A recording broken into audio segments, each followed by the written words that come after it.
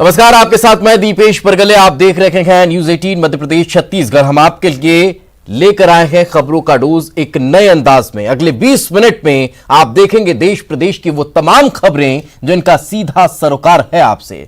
हर खबर अपने आप में मुकम्मल है, हर कहानी अपने आप में कंप्लीट है। तो शुरू करते हैं 20 मिनट 20 खबर।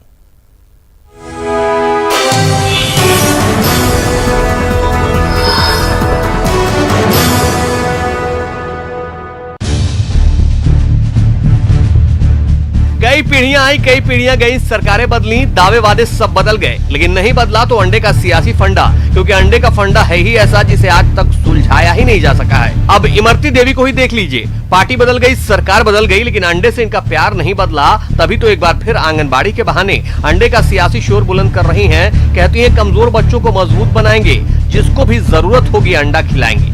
जो बच्चा अगर अंडा घर में उनका खाता होगा उस बच्चे को अंडा दूंगी। वो जो नहीं खाते होंगे उसको फल दूंगी, केला दूंगी, सेव दूंगी, लेकिन फिर भी चलाऊंगी।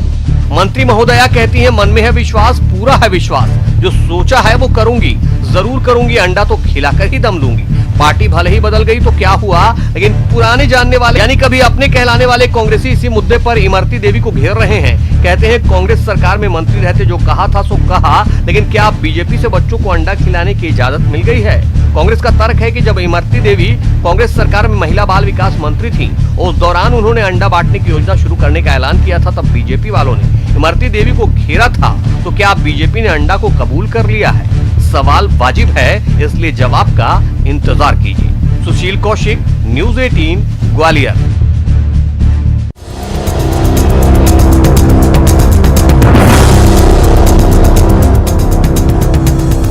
बैतूल में प्रधानमंत्री जनधन योजना के हजारों एटीएम कार्ड 5 बोरियों में भरकर नदी में बहाए जाने का सनसनीखेज मामला सामने आया है।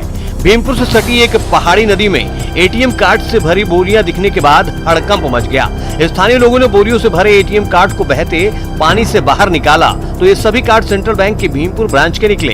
इन कार्डों में से ज्यादातर में चिप नहीं थी और कई में चिप भी मौजूद थी। इन सभी कार्ड्स को उपभोक्ताओं तक समय पर पहुँचाया नहीं गया, जिससे इनकी वैधता खत्म हो चुकी थी।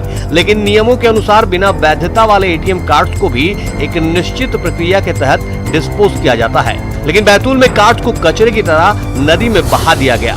इस मामले में सेंट्रल बैंक भीमपुर ब्रांच को सूचना मिलने के बाद ब्रांच मैनेजर से पूछताछ जारी है। वहीं इस घटना से बैंक के जिम्मेदारों की कार्यप्रणाली पर भी सवाल उठ रहे हैं। बैंक के उच्च अधिकारियों तक बात पहुंचने के बाद हड़कंप मचा हुआ है और मामले की उच्च स्तरीय जांच की बात उठने लगी है। ऋषि कुमार नायडू, न्यूज 18 बैतूल।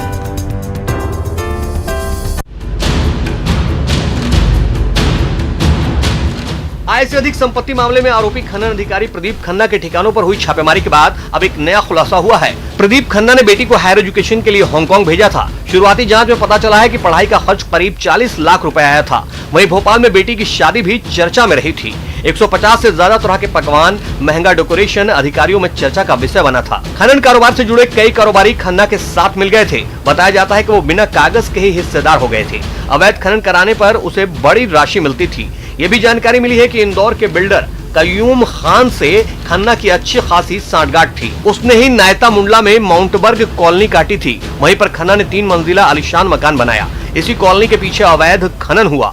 देव गुड़ारिया की पहाड़ी पर भी अवैध खनन कराया।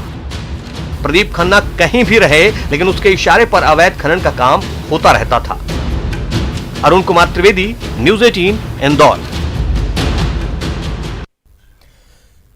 सड़ चुके इन अनाज को देखिए और अन्नदाता की मेहनत का अंदाजा लगाइए। धूप, बारिश और सर्दी की शिद्दत सहने के बाद खेतों में यह फसल लहलाती है, लेकिन जिम्मेदारों ने अपने गैर जिम्मेदाराना रवैये से इसे न इंसानों के खाने लायक छोड़ा और न ही बेजुबानों के।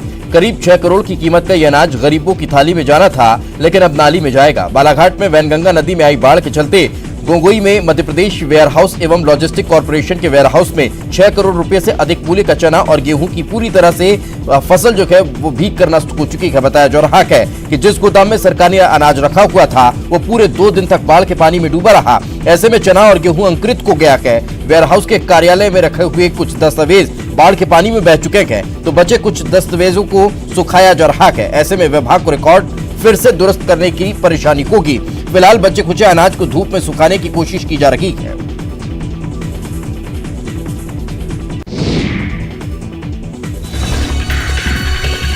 अंगूर की बेटी का नशा जब सिर चढ़कर बोलता है तो अच्छे अच्छों के कदम डगमगा ही जाते हैं, अब वो चाहे आम इंसान हो या फिर खाकी वाले। इन पुलिस वालों को ही देख लीजिए, वर्दी में हैं, यानी ड्यूटी पर तैनात हैं, लेकिन शौक बड़ी चीज है कि फलसफे पर अमल करते हुए अंगूर की बेटी को गले से नीचे उतार लिया। फिर क्या था, मस्त होकर झूमने लगे। तस्वीरें मध्य प्रदेश के मंदसौर जिले की हैं। महाराणा प्रताप बस स्टैंड इलाके में रात के वक्त महाराणा प्रताप चौराहे पर दो पुलिसकर्मी विनय तिवारी और राजेश दुबे खुलेआम शराबखोरी करते नजर आए। मीडिया कर्मियों ने इनकी ये करतूत कैमरे में कैद कर ली। इस दौरान शराब के नशे में लड़खड़ा रहे पुलिसकर्मियों ने वीडियो बना रहे मीडिया कर्मियों से मोबाइल छीनने की कोशिश भी की, लेकिन बहक रहे कदमों ने साथ नहीं दिया। बीच चौराहे पर चल रहे इस ड्रामे को देख लोगों की भीड़ इकट्ठा हो गई। सड़क के बीच शराब पी रहे पुलिसकर्मियों के साथी पुलिसकर्मी बाद में मौके पर पहुंचे और नशे में धुत पुलिसकर्मियों को अपने साथ ले गए। पूरे घटनाक्रम का वीडियो सोशल मीडिया पर वायरल हुआ तो पुलिस अधीक्षक सिद्धार्थ चौधरी ने मामले को गंभीरता से लेते हुए आरक्षक विनय तिवारी और राजेश दुबे को तत्काल प्रभाव से निलंबित कर दिया है। नरेंद्र धनोतिया, न्यूज़ 18, मंदसौर।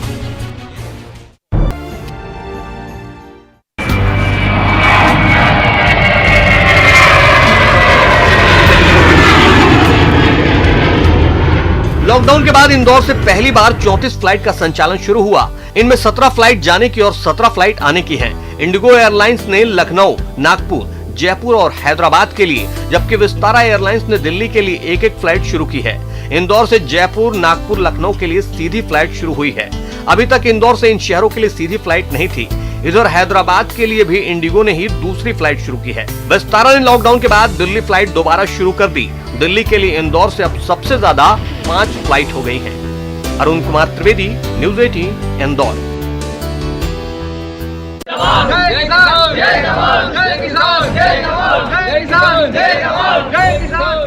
सीहोर में बारिश ने किसानों की चिंता बढ़ा दी है। यहाँ सोयाबीन की फसल को काफी नुकसान पहुँचा है।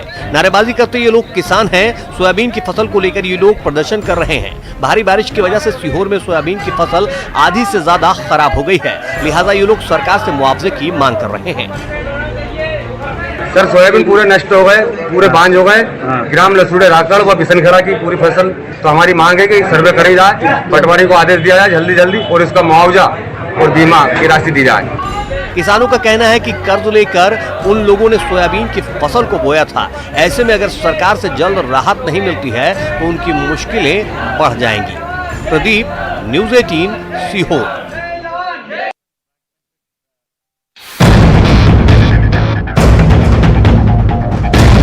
राजधानी रायपुर में सोशल मीडिया में एक वीडियो वायरल हो गया।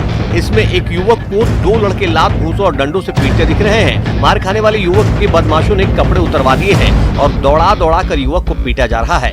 सोशल मीडिया में वीडियो वायरल होते ही पुलिस अधिकारियों के पास भी पहुंचा। जिस किसी ने भी वीडियो को देखा उसने आरोपियों के खिलाफ सोशल मीडिया पर कार्रवाई की मांग की।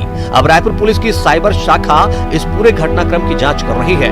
पुलिस के मुताबिक उस युवक तक पहुँच गए हैं जो इस वीडियो में पिट रहा है। उस युवक से पूछताछ की जा रही है। मारपीट करने वाले युवक का नाम सुनील मंडोतिया है जो फरार है। ये वीडियो मार्च के महीने का बताया गया है जो अब वायरल हुआ है। अब इस वीडियो के सामने आने से बेखौफ गुंडागर्दी की इस घटना के तार रायपुर के रक्सेल गैंग से जोड़ रहे हैं। Bureau report, news 18।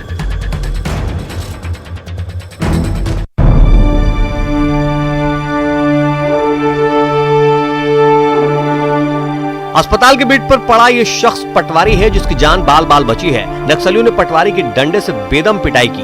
पूरा मामला सुकमा जिले के पोलमपल्ली थाना क्षेत्र के कोड़ापाड़ गांव का है, जहां पटवारी सरकारी काम के लिए गया था, जिसके बाद नक्सलियों के आतंक का शिकार होना पड़ा। हालांकि ग्रामीणों ने बीच बचाव कर उसे नक्सलियों के चंगुल से बचा लिया।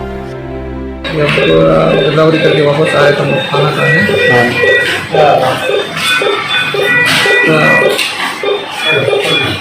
तो मारपीट की धमकी भी दिए, दरअसल पटवारी नक्सल प्रभावित कोरापाड़ गांव गया था, जहां वो नक्सलियों के हत्थे चढ़ गया। करीब 5 की संख्या में नक्सली गांव में आए और डंडे से पीटने लगे। हालांकि पटवारी अब माओवादियों के चंगुल से आजाद है, लेकिन एक पल तो उसकी जान सांसत में जरूर आ गई थी। सत्यनारायण चांडक, न्यूज़ 18, सुकमा।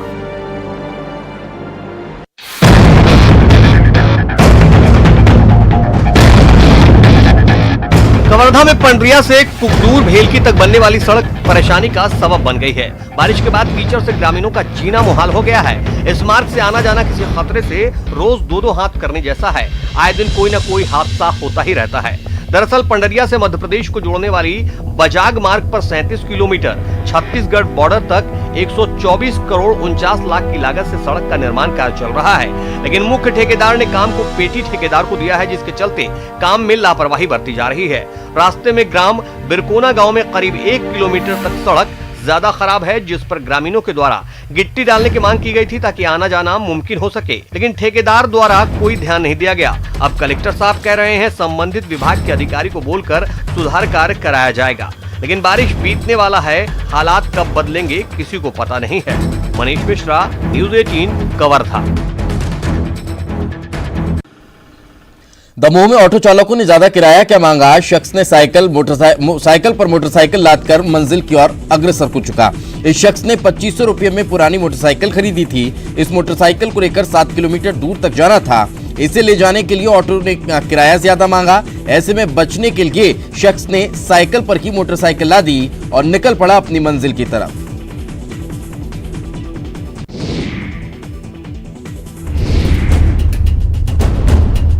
बिलासपुर जिले में मंगलवार को कोरोना के रिकॉर्ड मामले सामने आए हैं। एक ही दिन में जिले में 172 नए संक्रमित मिले हैं, जिनमें शहरी इलाके में 127 और ग्रामीण इलाके में 52 संक्रमितों की पहचान हुई है। डॉक्टर, पुलिसकर्मी, पत्रकार समेत कांग्रेस बीजेपी नेताओं का रिपोर्ट भी पॉजिटिव आया है। जिले में ये पहली बार है जब एक साथ इतने मामले सामने आए हैं। तेजी से बढ़ रहे संक्रमितों की संख्या ने प्रशासन की चिंता बढ़ा दी है। हालत यह है कि सभी कोविड सेंटर पैक हो गए हैं। मरीजों के इलाज की व्यवस्था अब नाकाफी साबित हो रही है। हालांकि जिला प्रशासन ने प्राइवेट नर्सिंग होम और निजी अस्पतालों को कोविड सेंटर के तौर पर जल्द तैयार करने के निर्देश दिए हैं। इधर बढ़ते संक्रमण के बाद भी सबसे बड़ी समस्या ये है कि अभी भी लोग लापरवाह बने हुए हैं। सड़कों बाजारों में लोगों की बेतहाशा भीड़ जमा हो रही है और तो और प्रशासन ने भी अब कार्रवाई बंद कर दी है। जिले में अब तक 1950 संक्रमित मिल चुके हैं, जिनमें से 1161 को इलाज के बाद डिस्चार्ज कर दिया गया है। फिलहाल 757 केस एक्टिव हैं, जिनका इलाज किया जा रहा है। संजय मानिकपुरी, न्यूज़ 18 बिलासपुर। पूछा गया तो टीआई ने क्या कहा वो सुनिए। ये आरोप प्रत्यारोप का समय नहीं है। उनके पास भी बहुत काम है। स्वास्थ्य विभाग बहुत काम कर रहा है और ये तो देवता हैं स्वास्थ्य विभाग वाले। हमारी जो ड्यूटी थी वो हमने पूरी करी। कोरोना संकट काल में जब लोग घर में रहकर खुद को सुरक्षित महसूस कर रहे हैं, ऐसे में पुलिस और दूसरे कई विभाग के लोग अपनी जान जोखिम में डालकर फर्ज निभा रहे हैं, वो भी बिना थके, बिना किसी शिकायत के। यही वजह है कि ये असली कोरोना योद्धा कहे जा रहे हैं। ऋषि कुमार नायडू, न्यूज़ 18 बैतूल।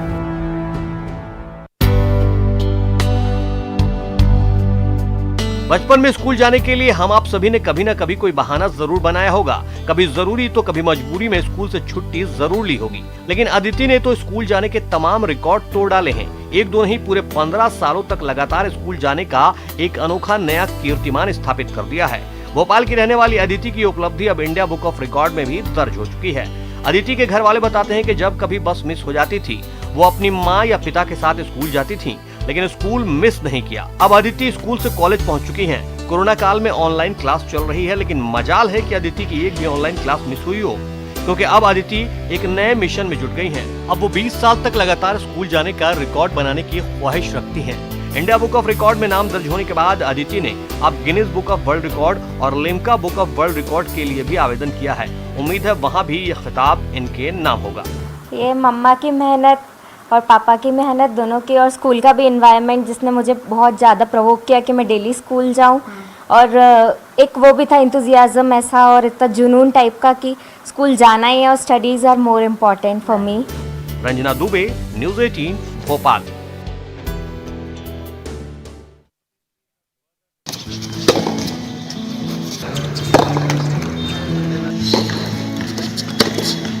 देवास की सॉफ्ट टेनिस की दो खिलाड़ियों को एकलव्य अवार्ड और विक्रम अवार्ड के लिए नामित किया गया है। दोनों खिलाड़ी पुरस्कार की घोषणा को लेकर खुश हैं। देवास के जय मीना को विक्रम अवार्ड, जबकि आदित्य दुबे को एकलव्य अवार्ड के लिए नामित किया गया है। पुरस्कारों की घोषणा के बाद से सॉफ्ट टेनिस के खिलाड़ियों के परिजन खुश हैं। देवास के लिए पहला मौका है जब किसी खिलाड़ी को विक्रम अवार्ड मिलने जा रहा है। खिलाड़ियों का कहना है कि एशियन गेम्स और ओलंपिक में वो देश का नाम रोशन करना चाहते हैं। मेरा लक्ष्य अभी सिर्फ एक ही फोकस है, 2022 एशियन गेम्स का गोल्ड मेडल सर, और कोई मेरा लक्ष्य नहीं है। आगे की ये प्लानिंग है इंडिया के लिए मेडल लाऊं एशियन गेम्स ओलंपिक्स में। देवास के पायोनियर पब्लिक स्कूल के मैदान पर दोनों खिलाड़ी प्रैक्टिस करते रहे हैं। कई अंतर्राष्ट्रीय मुकाबलों में अपना दमखम दिखा चुके। ये लोग कोर्ट पर पसीना बहा रहे हैं ताकि देश का सर ऊंचा कर सके। हिमांशु राठौर, न्यूज़ 18, देवास।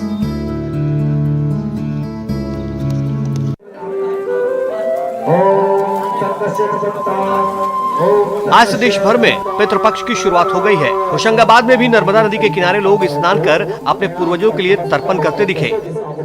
हिंदू धर्म में पितृ पूर्णिमा से ही अगले 15 दिनों तक श्राद्ध और तर्पण किए जाते हैं। 15 दिनों तक जो लोग दुनिया छोड़ चुके हैं उनके लिए तर्पण और पिंड दान करना पुण्यदायी रहता है। इसी उद्देश्य से आज नर्मदा घाट पर लोग स्नान कर पूर्वजों के लिए तर्पण और दान करने पहुंचे। ये पहला मौका है जब कोरोना काल में पितृपक्ष आया है, इसलिए लोग पितरों के तर्पण के लिए श्राद्ध करने पहुंचे तो हैं, लेकिन सोशल डिस्टेंसिंग का भी पूरा ख्याल रखा जा रहा है। मास्क और सैनिटाइजर का इस्तेमाल भी किया जा रहा है ताकि तर्पण के साथ साथ सुरक्षा भी बनी रहे। 16 श्राद्ध कहते हैं कड़े दिन, वो प्रारंभ हो चुके हैं। ये 16 दिन तक चलेंगे और प्रतिदिन जल दिया जाएगा। सोशल डिस्टेंसिंग का क्या पालन किया जा रहा है? सोशल डिस्टेंसिंग का सब यहाँ पे आ रहे हैं और सभी दूर दूर बैठ के जल दे रहे हैं और सैनिटाइजर का उपयोग किया जा रहा है और इसके बाद मास्क का भी उपयोग किया जा रहा है। शैलेंद्र कौरव, न्यूज़ 18, होशंगाबाद।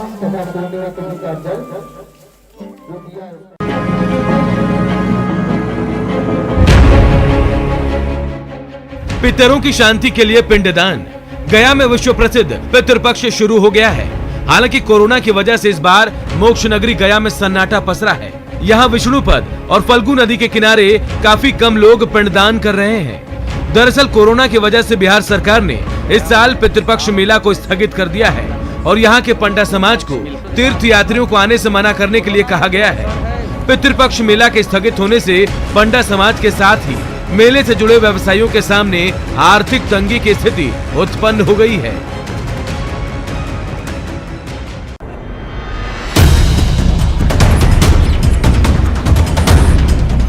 सड़क पर वानर सेना, रोड के चबूतरे पर बजरंग बली के भक्त। गुमला के मनोरम वादियों में ये बंदर इन दिनों आपको चहलकदमी करते दिख जाएंगे। दरअसल जो बंदर सड़कों पर कभी कभार दिखते थे वो इन दिनों आपको सपरिवार भोजन की तलाश में सड़कों पर भागते दौड़ते मिल जाएंगे। ये नजारा है बिशुनपुर के नेतरहाट घाटी का, जहां बड़ी संख्या में बंदर सड़कों पर उछलते कूदते नजर आ रहे हैं और जो कुछ खाने को मिल जाता है अपना काम चला लेते हैं।